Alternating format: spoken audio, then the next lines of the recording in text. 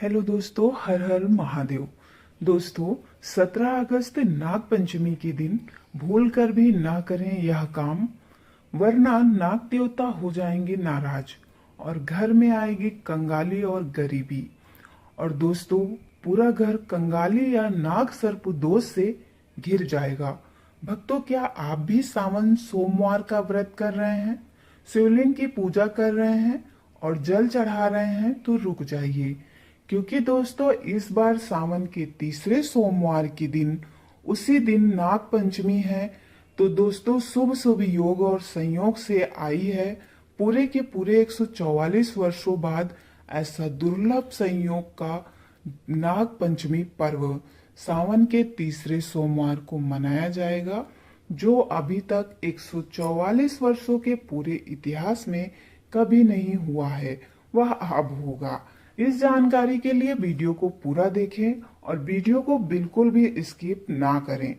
सभी माताओं बहनों के लिए बहुत ही जरूरी वीडियो है, जिससे आपके घर में सुख शांति और धन संपदा बना रहे और रुके हुए कार्य आपके आगे बढ़ते रहें, सर्प दोष से आपको छुटकारा मिल सके। तो दोस्तों, आइए वीडियो को शुरू करते हैं।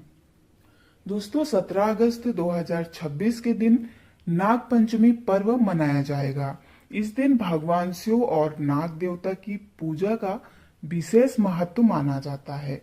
लेकिन क्या आप जानते हैं कि नाग पंचमी के दिन कुछ ऐसे भी काम बताए गए हैं जिन्हें धार्मिक मान्यताओं को करने से बचने की सलाह दी जाती है। खासकर सुहागिन महिलाओं को इस दिन कुछ बातों का विशेष ध्यान रखना चाहिए। कहा जाता है कि नाग पंचमी के दिन की गई छोटी सी गलती भी घर की सुख शांति और समृद्धि को प्रभावित करती है।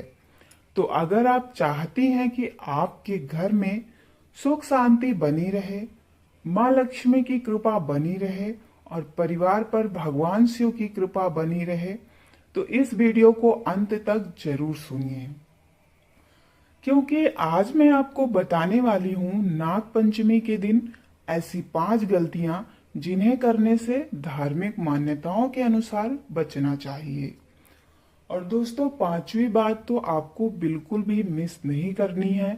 सबसे पहली गलती यह करते हैं दोस्तों कि लोग नाग पंचमी के दिन जमीन खोदना या मिट्टी निकालना। हाँ दोस्तों, हमारे यहाँ नाग देवता को धरती और प्रकृति से जोड़कर देखा जाता है, इसलिए नाग पंचमी के दिन जमीन खोदने, मिट्टी में अनावश्यक रूप से खुदाई करने या पेड़ पौधों की जड़ों को नुकसान पहुंचाने से व्यक्ति को बचना चाहिए।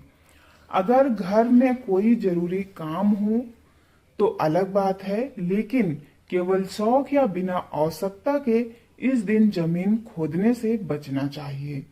दोस्तों, इस दिन प्रकृति और जीव जंतुओं के प्रति सम्मान रखना ही इस पर्व की भावना है। इसलिए अगर आप नाग पंचमी के दिन कोई विशेष पूजा कर रही हैं, तो कोशिश करें कि धरती को किसी तरह का नुकसान ना पहुंचे। और दोस्तों, दूसरी सबसे बड़ी गलती यह करते हैं लोग, इस दिन नाग देवता के नाम पर जीवित सांप को परेशान करना या उसे पकड़ने की कोशिश करना। दोस्तों, पूजा का मतलब किसी जीव को कष्ट देना नहीं है। अगर आपके आसपास कोई सांप दिखाई देता है तो उसे दूरी बनाए रखें और उसे परेशान ना करें। नाग पंचमी पर नाग देवता की पूजा और स्मरण करना ही श्रद्धा का विषय है। किसी जीव को दूध पिलाने या उसके पास जाकर उसे छूने की कोशिश करने के बजाय आप मंदिर में विधि विधान से पूजा कर सकती हैं। श्रद्धा के साथ साथ जीवों के प्रति करुणा रखना भी बहुत जरूरी है। और दोस्तों, तीसरी बात है जो आपको ध्यान देना है, विशेष रूप से घर की महिलाओं को ध्यान रखनी चाहिए कि नाग पंचमी के दिन घर में झगड़ा, अपशब्द और क्रोध से बचने की कोशिश करें। किसी भी धार्मिक पर्व का उद्देश्य हमारे घर में शांति और सकारात्मक वातावरण बनाना होता है। अगर आप पूजा के दिन घर में छोटी छोटी बातों को लेकर लड़ाई होने लगे, किसी को अपशब्द कहे जाएं या मन में बहुत ज्यादा क्रोध रखा जाए, तो पूजा का शांत वातावरण खराब हो जाता है। इसलिए इस दिन कोशिश करें कि प्यार में बात हो और पति पत्नी, सास बहू या परिवार में किसी भी सदस्य के बीच अगर कोई छोटी बात हो जाए तो उसी समय बढ़ाने के बजाय शांत रहना बेहतर है। सुहागन महिलाएं इस दिन अपने पति और परिवार की सुख शांति के लिए भगवान शिव और माता पार्वती से प्रार्थना करती हैं। और दोस्तों, चौथा बात आपको विशेष रूप से ध्यान देना है कि पूजा के नाम पर दिखावा नहीं करना है। कई बार हम सोचते हैं कि जितनी ज्यादा चीजें चढ़ाएंगे उतनी ज्यादा पूजा सफल होगी, लेकिन भगवान के लिए सबसे महत्वपूर्ण चीज श्रद्धा और भावना मानी जाती है। आपके पास जितना संभव हो सके उतने ही सरल तरीके से पूजा करें। भगवान शिव को जल अर्पित करें, नाग देवता का स्मरण करें, दीपक जलाएं और परिवार की सुख शांति के लिए भगवान से प्रार्थना करें। पूजा के दौरान मन में किसी के प्रति बुरे विचार रखने से, अपमान करने से, केवल दिखावे के लिए पूजा करने से बचना चाहिए, क्योंकि पूजा की सुंदरता सामग्री से ज्यादा मन की श्रद्धा होती है। दोस्तों, पांचवी और सबसे महत्वपूर्ण बात आपको यह ध्यान रखनी है कि नाग पंचमी के दिन किसी भी जीव को नुकसान पहुंचाना या अनावश्यक रूप से परेशान करना बिल्कुल उचित नहीं है। नाग पंचमी का पर्व हमें प्रकृति और जीव जंतुओं के प्रति सम्मान की भावना भी याद दिलाता है। इसलिए इस दिन किसी सांप या दूसरे जीव को पकड़ना, छेड़ना या उसके साथ फोटो लेने के लिए उसके पास जाना बिल्कुल नहीं चाहिए। अगर आप नाग देवता की पूजा करना चाहती हैं तो घर पर या मंदिर में सुरक्षित तरीके से पूजा करें। साथ ही नाग देवता का स्मरण करें, भगवान शिव का ध्यान करें और अपने परिवार के लिए सुख शांति की प्रार्थना करें।